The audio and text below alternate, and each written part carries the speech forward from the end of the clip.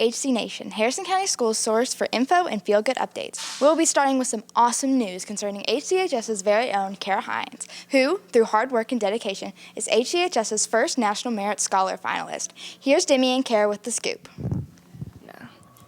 Hi, my name is Demi Lemons, and today I'm sitting down with Kara Hines, and she was recently awarded the National Merit Scholarship, and apparently that is the first time Harrison County has had a National Merit Scholar. So I will let her explain that to you and introduce herself.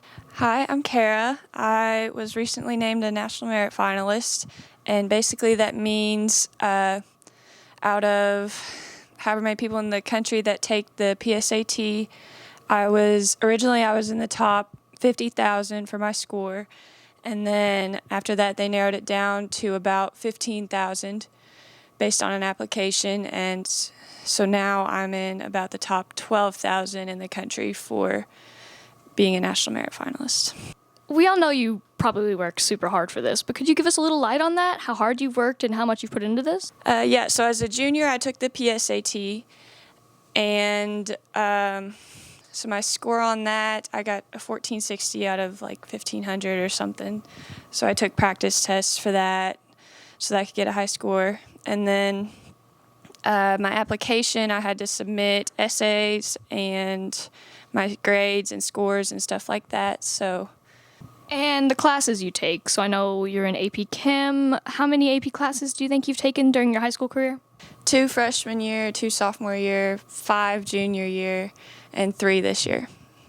So whatever that math is, that's how many I've taken. 5 in 1 year. That is insane. Do you think that, because I personally think that you more than deserve this award. Where do you think it'll take you, I don't know that it will necessarily give me anything. It's just the hard work I've put into it has taught me how to be successful, and hopefully I can carry that to what I do in the future. Well, all of Harrison County is very proud of you, including me, one of your, classmates. It's great to see someone that's put in as much work as you have to finally get some payoff. And so anything else you'd like to add? I'm good. Thank you for doing this interview, and I'm glad for the recognition. Thank you, Kara Hines. And back to y'all. Thanks, Demi and Kara, and congrats again. Next up, we have a segment from the one and only Miss Hatter on Harrison County's Beta Club being given National Beta District of Distinction status. My name is Jenny Lynn Hatter, and I'm the Chief Academic Officer for Harrison County Schools. I'm honored to tell you about our latest award. We were named a District of Distinction with the National Beta Club organization. We have junior beta clubs in our elementary and middle school and beta club in our high school. Our sponsors are the real MVPs of this event, however. Ray Dunn, who is our West Side sponsor, first said, hey, well, I think this is going to happen, and if we do the right paperwork, we're able to do that. So I want to give all the props to the sponsors. They're the ones that make it happen for kids. Ray Dunn is West Side sponsor. Jenny Wade Barnes is the middle school sponsor. We have 2 sponsors at North Side, former beta officers, I might add, Hannah Perkins and Megan Griffith. And at Southside, we have Brooke Moore. At Eastside, Olivia Moore. And at the high school is Miss Patty Clapp. So we're really, really lucky that we're able to give these leadership opportunities to our students. National Beta Club says leadership is service, and everyone in this room knows it is. So shout out to those 7 sponsors in Harrison County Schools. Shout out to our wonderful Beta Club students who make it happen. Look around. A lot of times the flowers you see planted, greenhouses cleaned up in our elementary schools. We have outdoor classrooms, pocket parks. All those things our Beta Club students help do and maintain all over this community in this town. So hats off to you as a former Beta Club member of Harrison County Schools. Congratulations on being a Beta Club District of Distinction. Thanks, Miss Hatter. Moving on, we have a blooming update from the HCMS Ag Department. Let's swing it on over to Miss Morgan Farrow. Hello, I'm Morgan Farrow. I'm the middle school FFA advisor and agriculture teacher. I'm Sutton Cook, and I'm a 7th grader, and I'm this year's president. My name is John Souter. I'm in 8th grade, and I'm this year's president. Hello, my name's Sam Workman. I'm in 8th grade and I'm the treasurer. So here we have our hot tunnel. We sell a bunch of vegetables and flowers and everything out of our hot tunnel. We have a variety of different kinds of tomatoes and peppers and lots of other flowers and arrangements. Okay, so we actually started the hot tunnel. This is our second year. The FFA alumni was the ones who helped put it up, and Philip McCauley was one of the ones who helped donate some of the stuff to put the piping system up for our hanging basket structure, which is a new addition this year. And the 8th graders, this is a big project that they work on a lot, so they come out during their classes and they help put up the tomatoes, and you can see that we have some strings and things in here. The kids can tell you some about some of that. We are almost out of all of our planters. We have just a few hanging baskets left, and there's a few bigger planters, but most of those are sold. We had a really big success this year, and we're hoping to expand more next year on what we've sold. John, can you tell us a little bit about like why we have the tomatoes tied up and things like that? So one of the main reasons that we tie up our tomatoes is just to keep them off of the ground so they do not rot. And when the flower buds, the little yellow buds on the plant, when they actually bloom, they turn into the actual tomato. And if that's laying on the ground, it's more likely to be eaten by bugs or just get more exposure and to rot faster. So we just hang them up, keep the plants from breaking off, keep them in a safer location so they can grow better. So this row right here is mainly our peppers. We have some bell peppers, jalapeno peppers, and there's a few in here that are different kinds. These peppers, they're looking really good this year. Right there, you can see the blooms. Those are going to turn into the plants. And then over here, we have some of our smaller just packs. We have different kinds of plants over here. And then move on down, we have more peppers. And then we start our tomatoes. And we have quite a bit of tomatoes. As you can see, this one's small. So what happens is after we sell, we'll come in with another one and we'll just take its place.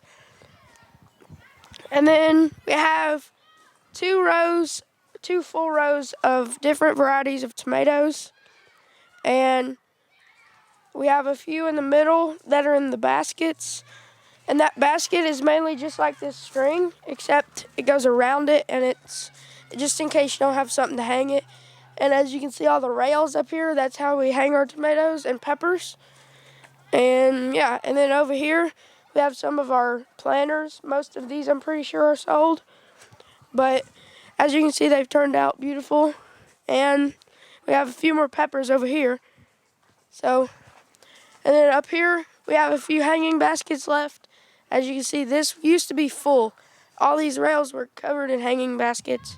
And now, as you can see, there's not many left. We've had a big success this year, and I'm proud of our FFA chapter for making such a successful year for the greenhouse. All right, anything you'd like to add? I'd like to give a big shout out, like Ms. Farrow said, to the alumni and Philip McCauley for their donating money, time to build this structure for our plants, to make money for us, and it just lowers the cost for everything that we do. Trips, conventions, everything. We have our irrigation. We have it's over here on our. We have a timer, so it waters whenever we have it set for, and it runs down to the main lines and comes down through and on these littler tubes that go to all the plants. The spiders water the plants individually for whenever we have it timed. So with all of the tomatoes and peppers that we have left over, sometimes the guys will go to, and girls will go to the farmer's market and they'll sell some of those tomatoes and things as well. And then the kids also get to make salsa. So the 7th and 8th graders this year were all able to make salsa, and some of the FFA kids that don't get to have my class also got to come and make salsa as well. And then all of the money that comes from this help pay for the students' trips that they go on. They help pay for different events throughout the year. So if we have a fall picnic will help pay for the majority of the food and things like that for the kids to be able to have to kind of lower all of those costs. And a big thing is, like, for instance, the state convention trip is usually almost $200 in the national convention trip. This year it was only $50, and that's all because of the success that we have had here. So it's just very great for the kids to have this opportunity to not only learn in class as well as to be able to have those lower costs on the trips and allow them to have more opportunities there as well. So we are just very appreciative, also appreciative of the board for allowing us to be able to do this and to build this structure here. Former softball coach and beloved math teacher Christine Garnett is now a vice principal at HCHS and was recently inducted into the 2022 Kentucky Softball Hall of Fame. Here's what she had to say. Hi, I am Christine Garnett, and I'm the former head softball coach at Harrison County High School. I actually started coaching in 2008, and I was the head coach from 2008 to 2021. I was an assistant coach 2 years prior to that with the then head coach Rodney Persinger, so he kind of gave me my first start coaching, which was pretty exciting. During that time, I've met a lot of people and coached a lot of players, lifetime friendships that I've made, and it's just been an excellent experience that I'm very, very thankful for. Also during that time, I was the 10th Region Coach of the Year 7 times. I also had an opportunity to coach the East-West All-Stars, as well as the Kentucky All-Star teams, and I was blessed enough to actually have the 2013 Miss Softball and Ashley Coppage. Along with the awards I've received for Coach of the Year in the 10th Region, I'm also very blessed to be inducted into the Kentucky Softball Coaches Association Hall of Fame this year. So kind of a goal that I've had from the get-go, and I'm just very excited for that opportunity. When I got the job to be an assistant principal at Harrison County High School, I just felt it was best that I step away from coaching at that time to make sure that the girls had someone around that could give them the full attention that they deserved. They've got an excellent team this year, and I feel like they've got a great future to come. But I'm very thankful for the opportunity that I had at Harrison County High School to coach softball. I still love softball. I still am on the hilltop watching. It's always going to be a part of my life, and it's just been a great ride. That's all for the last HC Nation of the 2021 to 2022 school year. Have a great summer, and we will see you in August.